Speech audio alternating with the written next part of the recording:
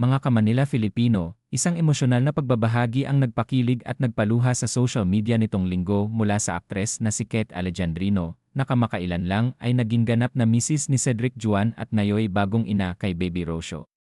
Isiniwalat ni Kate ang tunay na hamon ng pagiging ina sa unang buwan, isang kwento na siguradong tatagos sa puso ng bawat nanay, lalo na sa mga first-time moms. Sa kanyang Instagram post noong Hulyo 16 na, ikinuwento ni Kate kung paano niya piniling tiisin ang lahat mag-isa, mula sa pagluluto, pag-aalaga kay baby, hanggang sa paglinis ng bahay, dahil sa kanyang pagiging sobrang independent. "I'm stubborn as hell and chose to learn the hard way," anya. Sa loob ng 2 linggo, hindi niya agad napansin na hindi sapat ang kanyang breast milk, dahilan kung bakit si Baby Rocio ay laging umiiyak at hindi pala nakakakuha ng sapat na nutrisyon. Ang masakit pa, napag-alaman nilang si Rocio ay dehydrated na at hindi na tumutulo ang luha sa kaiyak. Dito napagtanto ni Kate ang bigat ng kanyang pinagdaraanan, hindi dahil sa kakulangan ng pagmamahal, kundi dahil sa sobrang pagod, stress, at takot na maging pabigat sa asawa at pamilya. Umabot pa sa puntong sinabi niya kay Cedric, "Please bumili ka na ng formula," habang siya ay umiiyak sa guilt at pagkabigo bilang ina.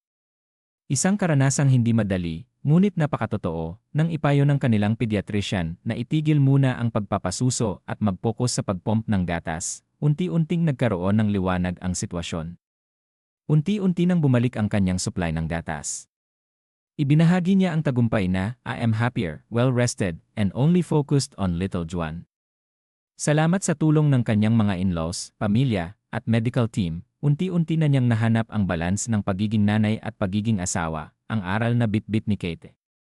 Hindi kailangang pagdaanan mag-isa ang pagiging magulang. Hindi kahinaan ang humingi ng tulong, lalo na sa panahon ng pag-a-adjust sa bagong buhay bilang magulang.